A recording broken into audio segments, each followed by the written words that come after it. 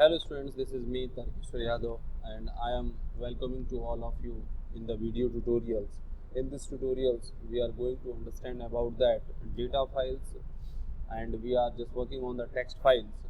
In the text files we are talking about that random accessing a text files. हम आज सीखेंगे कि किसी भी टेक्स्ट फाइल को रैंडम एक्सेस कैसे किया जा सकता है। मानिए कि अगर आपके पास 100 वर्ड की एक टेक्स्ट फाइल है, उसमें आप इस समय कितने बाइट्स रीड कर चुके हैं, कितना बाइट्स अभी और बाकी है, ठीक है, उसके बारे में हम जानकारी लेंगे। ठीक है, तो बेसिकली कहा जाए तो हम कितना बाइट छोड़ के पढ़ना चाहते हैं, ठीक है, ये भी हम इन दो फंक्शनों से क्लियर करेंगे। रैंडमली अगर किसी फाइल को एक्सेस करना हो तो आपके पास दो फंक्शंस हैं। ठीक है, पहला फंक्शन जो है आपके सामने ये दिख रहा है, ठीक है, सिक फंक्शन। दूसरा फंक्शन है टेल फंक्शन। इन दोनों फंक्शनों का यूज़ करके आप जो है कि फाइल को एक्सेस कर सकते हैं। ठीक है, सपोज कीजिए सिक फंक्शन का यूज़ क्या है, जानने का प्रयास करते हैं। Seek function is use to change the position of the file pointer. Change the position change करेगा फाइल पॉइंटर की। फाइल पॉइंटर का मतलब अगर मान लो कि तुम्हारी ये टेक्स्ट फाइल है और तुम्हारा कर्सर यहाँ पर है तो ये पोजीशन को चेंज करता है। ठीक है, at the specific location from where the data is to be read और रिटन इन द फाइल। कहाँ से आपका डेटा रीड और राइट किया जाना है। ठीक है, बेसिकली इसका सिंटेक्स है फाइल ऑब्जेक्ट सिक और आपको अपना आर्गुमेंट देना है कि कहाँ से आपको फाइल को रीड करना है। सपोज कीजिए हमने एक फाइल को ओपन कर रखा है, स्टोरी एक फाइल है। इसमें हमने क्या करना है कि अगर हमने यहाँ पर आर्गुमेंट 0 देते हैं तो फाइल हमारी स्टार्टिंग से रीड होगी और अगर हमने आर्गुमेंट 5 दिया है तो 5 बाइट से हमारी फाइल को ये रीड करके दिखाएगा। तो यहाँ पर हमने सीखा कैसे हम सिक फंक्शन का यूज़ करते हैं। नेक्स्ट है टेल फंक्शन। टेल फंक्शन के बारे में आपको बताना बहुत ज़रूरी है क्योंकि टेल फंक्शन के बारे में पूछा जाता है why we use this function.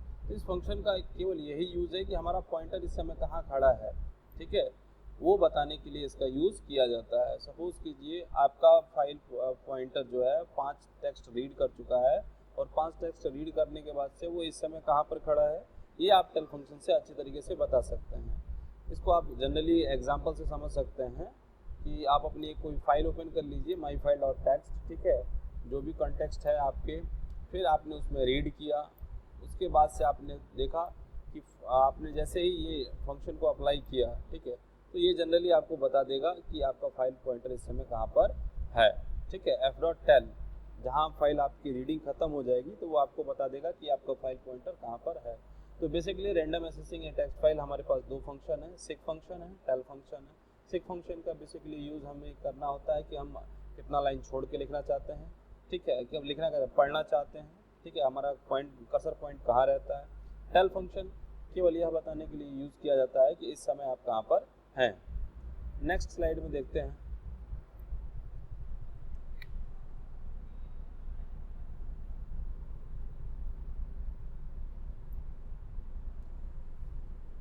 Next slide है आपकी प्रोग्राम है एक, ठीक है। जनरली इस प्रोग्राम में आपको दिया क्या गया है, आपको यही दिया गया है कि राइट ए फंक्शन रिजल्ट। आपको एक फंक्शन लिखना है रिजल्ट को, ठीक है, जो कि ओपन करेगा एक text file mark dot TXT. Right the mood, ठीक है, आपको मूड भी लिखना है। स्टोर नेम्स द 5 स्टूडेंट्स, ठीक है, कुल मिला जुला के आपको इसमें 5 लिखना है, 5 रिकॉर्ड्स लिखने हैं। तो 5 रिकॉर्ड्स लिखने के लिए आपको जनरली किस पे लिखना है, along with the marks secured in English, math, computer science. ठीक है, इंग्लिश में कितना पाया है बच्चे ने, मैथ में कितना पाया है बच्चे ने और कंप्यूटर साइंस में कितना पाया है बच्चे ने, ये चीज़ें आपको लिखनी है। तो चलते हैं इसमें। देखिए इनपुट आपको कराना पड़ेगा। इनपुट में आप क्या क्या करेंगे, ये पूरा प्रोग्राम है इनपुट का, ठीक है, ये पूरा प्रोग्राम है यहाँ से यहाँ तक। पहले तो आप डेफ, क्योंकि आपको एक फंक्शन बनाना है तो डेफ रिजल्ट्स ले लीजिए, जिससे आपका एक फंक्शन क्रिएट हो जाएगा। फिर एक फाइल हैंडल ले लीजिए और अपनी फाइल को ओपन कर लीजिए जिसमें आपको राइटिंग करना है, ठीक है। फिर उसके बाद से आप फॉर लूप चला लीजिए ताकि 5 बार आपका रिकॉर्ड पूछेगा वो, ठीक है।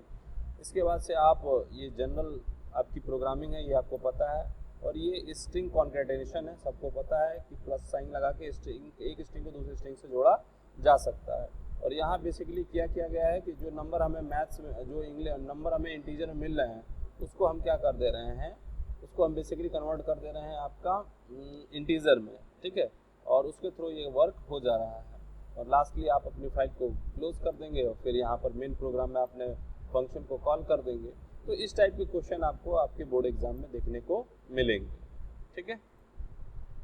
इसका आउटपुट आप लोग निकाल लीजिएगा, मैंने केवल इनपुट दे रखा है, ठीक है। नेक्स्ट जो है आपका वो है बाइनरी फाइल्स, ठीक है। बाइनरी फाइल्स क्या होती हैं?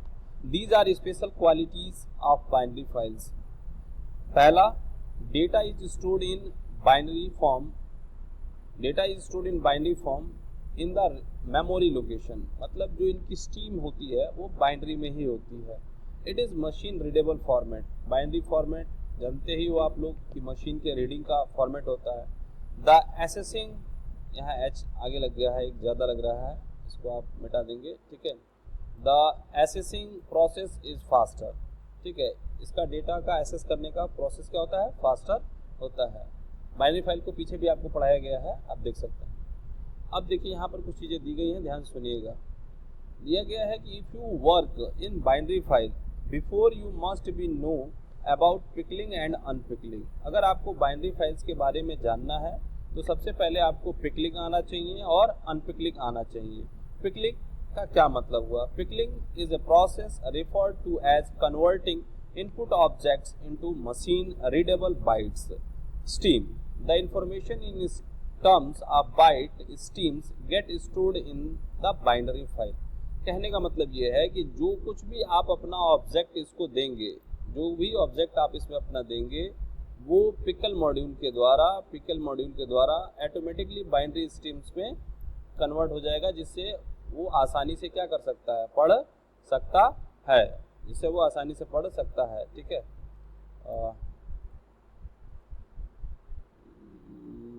वन सेकेंड, ये बहुत ज़्यादा जूम हो गया है।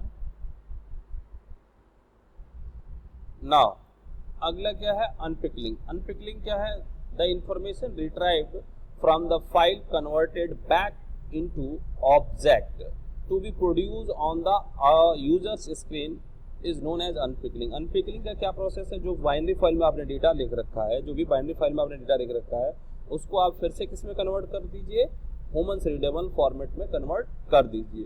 बाइट स्ट्रीम को अनपिकलिंग मतलब पिकल मॉड्यूल के द्वारा आप डायरेक्टली ऑब्जेक्ट में कन्वर्ट कर सकते हैं। तो ये होता है पिकलिंग और ये होता है अनपिकलिंग। पिकलिंग का मतलब बाइनरी फाइल्स में डेटा को टाइप करना, आपके ऑब्जेक्ट को बाइनरी फाइल्स में डेटा को डालेगा, जबकि अनपिकलिंग में क्या होगा, जो आपने बाइनरी फाइल्स में डेटा रख रखा है उसको निकाल के आपके फॉर्मेट में वो दिखाएगा, ठीक है। नेक्स्ट चलते हैं पिकल मॉड्यूल के बारे में। Before starting work in binary kindly get the knowledge of dump और लोड फंक्शन। ये बहुत इंपॉर्टेंट फंक्शन है, आपको आने चाहिए, बोर्ड एग्जाम में भी ये पूछे जाते हैं, डंप और लोड फंक्शन। देखो, the dump function is used to convert the data object into byte stream and stores in the binary files. Dump क्या करता है, वही जो पीछे का काम है, पिकलिंग का काम है, वही डंप का काम है। और लोड का क्या काम है, अनपिकलिंग का काम है। लोड फंक्शन का यूज क्या है, retrieve the byte streams into the object human readable format, ठीक है। तो ये होता है डंप और ये होता है लोड। डंप से आप किसी भी फाइल को, ऑब्जेक्ट को राइट कर सकते हैं बाइनरी फाइल में, जबकि लोड से आप उसको रीड कर सकते हैं। डंप से राइट एंड लोड से रीड। जैसा कि आपने टेक्स्ट फाइल में कर रखा था, राइट फंक्शन से आप डेटा को राइट करते थे, रीड फंक्शन से आप डेटा को रीड करते थे।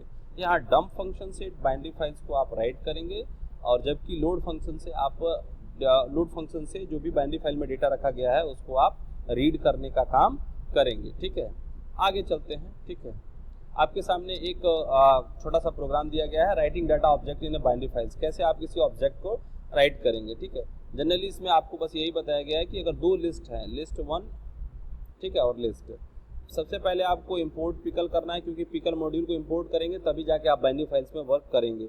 नहीं तो अगर पिकल मॉड्यूल आपने यूज़ नहीं किया है तो फिर ये लाइन वर्क नहीं करेगी। जैसे मैथ मॉड्यूल को बिना इंपोर्ट कराए आप मैथ डॉट स्क्वायर्टी नहीं यूज़ कर सकते हैं, उसी प्रकार से पिकल मॉड्यूल को बिना इंपोर्ट कराए math pickle dot dump use नहीं कर सकते हैं, ठीक है। तो आप एक फाइल ऑब्जेक्ट ले लीजिए, अपनी फाइल को उठाइए और जो है कि राइट कर दीजिए।